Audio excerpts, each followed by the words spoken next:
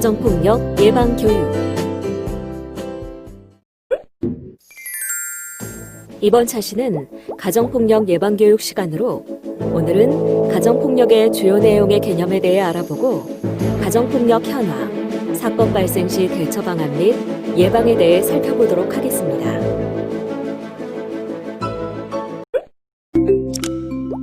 이번 시간에 학습할 내용에 대한 학습 목표를 알아보겠습니다. 오늘 학습을 마치고 나면 여러분들은 가정폭력의 개념에 대해 설명할 수 있으며 가정폭력 현황과 사건 발생 시 대처 방안 및 예방에 대해 설명할 수 있습니다. 그럼 지금부터 본격적인 학습을 시작해 보도록 하겠습니다.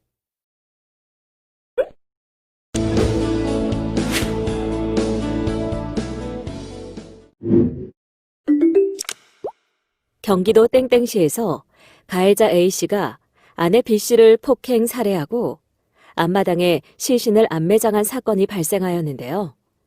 알고 보니 피해자 B씨는 12년간의 상습적인 가정폭력에 시달리고 있었습니다. 그렇다면 이런 끔찍한 사건만이 가정폭력일까요? 아닙니다. 가정폭력은 우리 주변에서 다양한 방법과 대상에 의해 발생하고 있습니다. 지나친 시어머니의 간섭으로 샤워도 못하고 외출도 못하고 친정과 전화도 못하는 A씨. 그러나 이런 상황에 전혀 관심도 없고 친구들과 술만 마시고 오면 오히려 아내에게 욕을 퍼붓는 남편. 또 결혼 이주 여성 B씨가 한국어를 공부하러 가는 것도 맞고 늘 욕으로만 말을 하는 시아버지.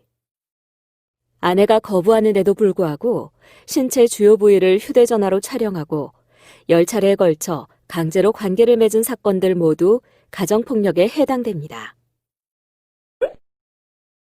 가정폭력 범죄의 처벌 등에 관한 특례법 제2조 1호에 의하면 가정폭력이란 가정 구성원 사이에 발생하는 신체적, 정신적 또는 재산상의 피해를 수반하는 모든 행위를 말합니다. 가정폭력은 가정 구성원 간의 힘의 균형이 깨진 상태에서 일어나며 서로 존중하고 동등한 관계에서는 발생하지 않습니다. 여기서 말하는 가정 구성원이란 배우자 또는 배우자 관계에 있었던 자, 사실혼 관계에 있는 자, 형제, 자매, 자녀, 며느리, 사위, 부모, 계부모, 시부모, 그 밖에 같이 사는 친족을 의미합니다. 가정폭력은 피해 형태에 따라 크게 신체적 폭력, 언어적, 정서적 폭력, 경제적 폭력, 성적 폭력으로 구분됩니다. 또 피해 대상에 따라 배우자 폭력, 노인학대, 아동학대로 구분됩니다. 먼저 배우자 폭력이란 혼인 또는 사실혼 관계의 배우자 간에 발생하는 폭력을 말하며 노인학대란 신체적, 정신적, 정서적, 성적 폭력 및 경제적 착취 또는 가혹행위, 유기 또는 방임을 말합니다. 또한 아동학대란 아동의 건강, 복지, 정상적 발달을 해치거나 저해할 수 있는 신체적, 정신적, 성적 폭력 또는 가혹행위, 유기 또는 방임을 말합니다. 이렇듯 가정폭력은 친밀한 관계에서 다양한 폭력이 중첩되어 발생합니다. 가정폭력 형태를 유형별로 분류해보면 신체적 폭력, 정서적 폭력, 금전적 폭력, 성적 학대로 구분할 수 있습니다.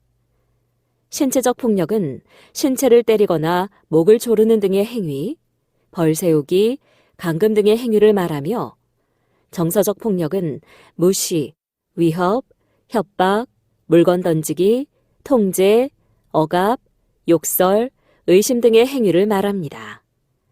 또한 금전적 폭력은 생활비를 안 주거나 소비에 대한 지나친 간섭, 돈 내놓기를 강요하는 등의 행위를 말하며 성적 학대란 원하지 않는 성관계 요구, 만지는 행동, 촬영하는 등의 행위를 말합니다. 실제로 한평생을 같이 산 노부부가 최근 6년간 메모지를 통해서만 의사소통을 해왔던 것이 세간에 알려지면서 법원에서도 끝내 이혼 판결이 났던 사건이 있었습니다. 남편은 아내에게 시장볼 품목, 가격까지 지정 명령하였으며 반찬 문제로 폭행까지 일삼았습니다. 또 다른 사례로 아들 부부가 어머니의 존재 자체를 무시해 전혀 소통을 하지 않고 어쩌다 마주쳐도 투명인간 취급을 하는 경우로 이는 정서적 학대라 볼 수 있습니다.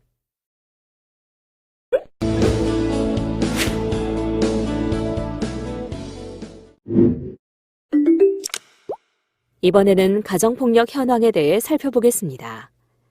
여성가족부의 2016년 가정폭력 실태조사에 따르면 자녀폭력이 27.60%로 가장 높았으며 부부폭력 중 여성 피해율 12.10%, 남성 피해율 8.60%, 노인학대 7.30% 순으로 나타났습니다. 그렇다면 가정폭력을 신고하지 않는 이유는 무엇일까요?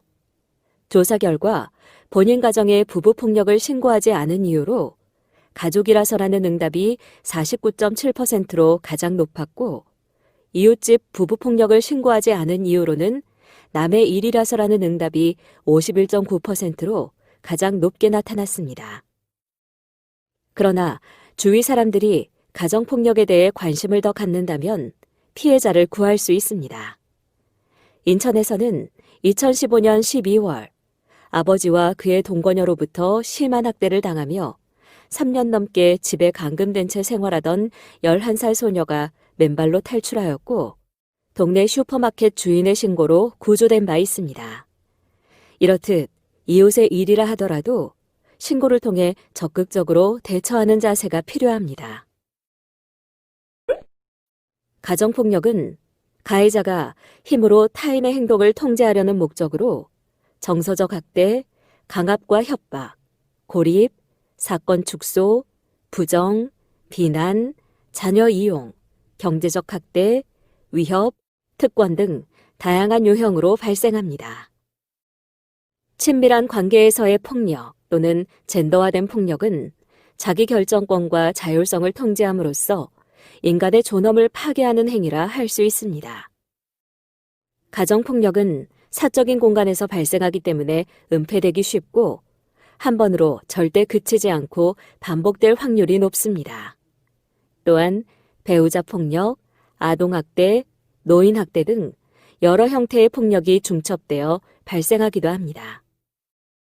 가정폭력이 지속되는 이유는 지속적, 일상적, 반복적 특성으로 인해 피해자가 스스로 깨닫고 벗어나려는 행동을 개시하기 어렵기 때문입니다.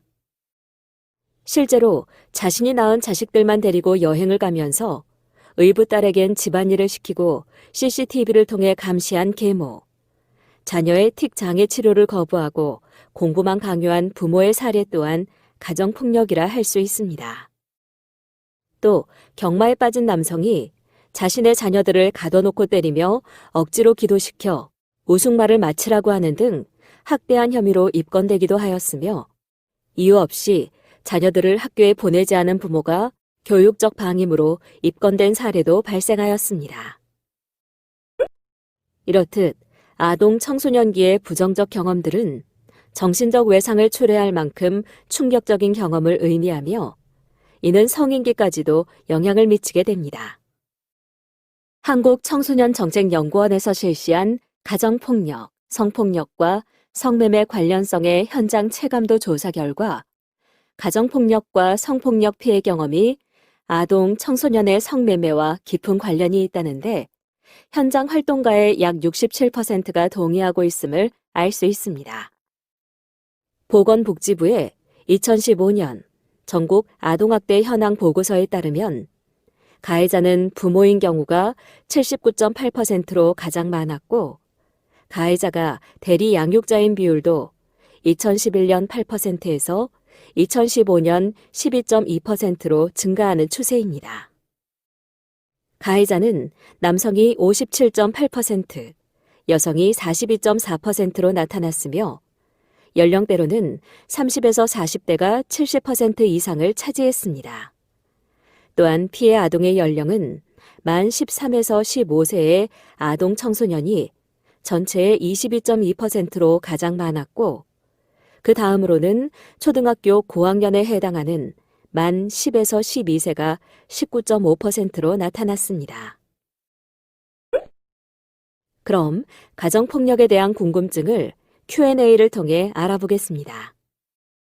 가정폭력은 경제력, 학력 수준이 낮은 사람들에게서 주로 일어나나요? 아닙니다.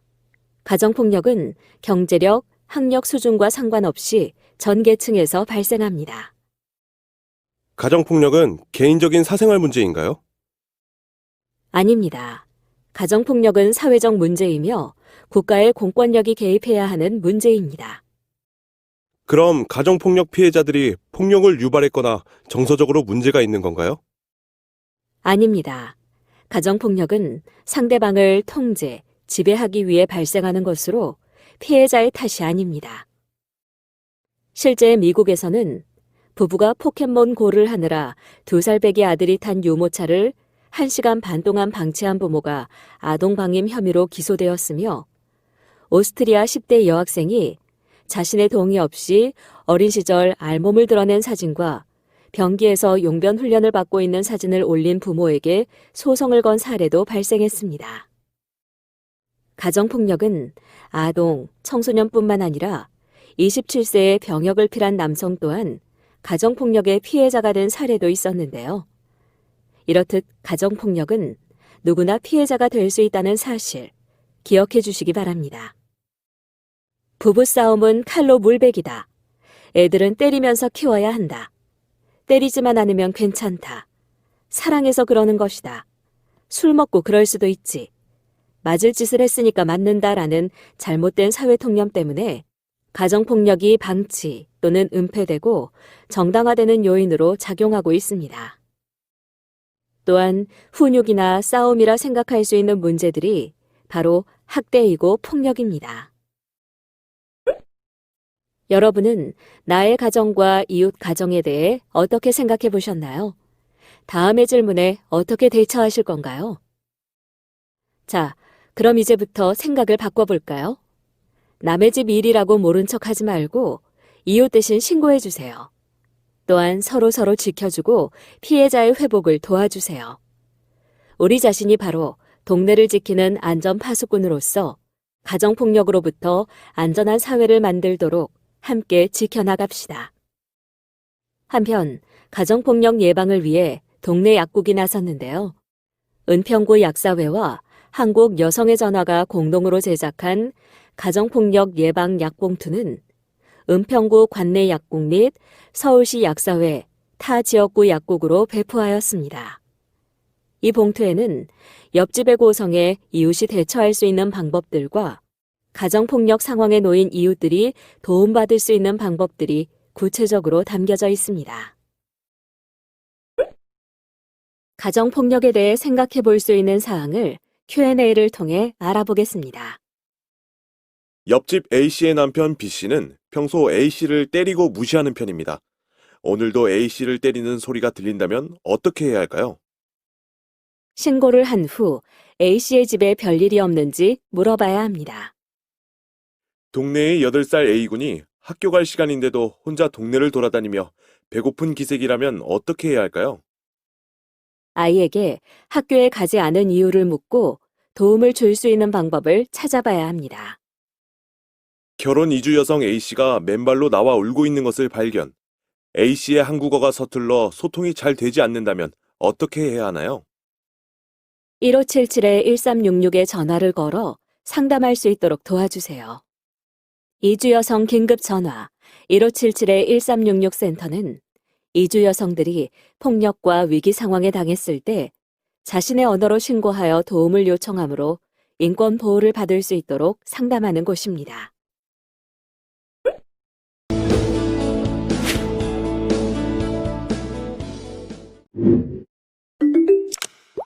가정폭력 사건 처리 절차는 다음과 같습니다. 가정폭력이 발생하면 먼저 112에 신고하거나 1366에 도움 요청을 요청합니다. 신고가 접수되면 경찰의 조사 단계를 거친 후 검찰 조사가 이루어지며 법원의 결정에 따라 형사처벌 또는 보호처분을 받게 됩니다. 가정폭력 피해자 보호명령 제도란 가정폭력에 시달리는 피해자가 수사기관을 거치지 않고 법적 보호를 받을 수 있는 제도를 말하는데요. 즉, 가정폭력 피해자가 직접 거주하는 관할 가정법원에 가정폭력 행위자를 주거로부터 격리하고 접근을 금지시키는 등의 보호명령을 청구하는 절차를 말합니다. 법원에 피해자 보호명령을 청구하면 피해자 또는 가정 구성원의 주거 또는 점유하는 방실로부터의 퇴거 등 격리, 주거, 직장 등에서 100m 이내의 접근 금지, 전기통신을 이용한 접근 금지, 친권자인 가해자의 피해자에 대한 친권 행사의 제한에 해당하는 피해자 보호명령을 지원받을 수 있습니다. 이러한 가정폭력 문제를 해결하기 위해서는 피해자의 이야기를 들어주고 방관하지 않고 적극적으로 개입하는 자세가 필요합니다. 또한 필요한 지원에 대해 생각해보고 문제에서 벗어날 수 있게 도와줍니다. 가정폭력을 예방하기 위한 노력은 다음과 같습니다. 상대방을 소유하거나 통제해서는 안 되며 평등한 관계인식을 위해 노력해야 합니다. 또한 존중의 언어를 사용하고 평등한 가정 분위기를 만들도록 노력합니다. 그리고 성 역할 고정관념을 버리고 구성원 간 서로 소통하는 자세가 필요합니다. 아울러 양육자는 자녀의 보호자로서 올바르게 양육하며 가정의 조력자로서 구성원 의견에 경청하도록 합니다. 또한 가정 구성원으로서 존중하고 배려하는 자세로 가족 구성원 간 서로 존중하는 분위기를 형성하도록 합니다. 그럼 가정폭력이 발생 시 어디로 신고해야 할까요? 가정폭력이 발생한 경우 즉시 112로 신고하시면 응급조치 및 임시조치, 피해 아동 보호명령, 법정 후견인 제도를 지원받을 수 있습니다. 또한 국번 없이 110 또는 1366 여성 긴급전화를 이용하여 피해자 긴급상담 및 주거, 법률, 상담, 의료 지원 등 위기 개입 서비스를 제공받을 수 있습니다. 또한 이주 여성은 1577-1366으로 전화하면 13개국 모국어 상담이 가능합니다. 버튼을 클릭해 점점 강화되고 있는 가정폭력 처벌에 대해 자세히 살펴보세요. 가정폭력을 예방하기 위한 수칙은 다음과 같습니다. 첫째, 평등하고 배려하는 가족문화 만들기. 둘째, 다문화 가족원의 문화 존중하기. 셋째, 아이들의 권리 존중하기. 넷째, 폭력이 처음 발생했을 때 강력하게 대응하기. 다섯째, 주민들에게 가정폭력의 심각성 홍보하기 등이 있습니다. 가정폭력 단계별 대응 과정에 대해 살펴보도록 하겠습니다.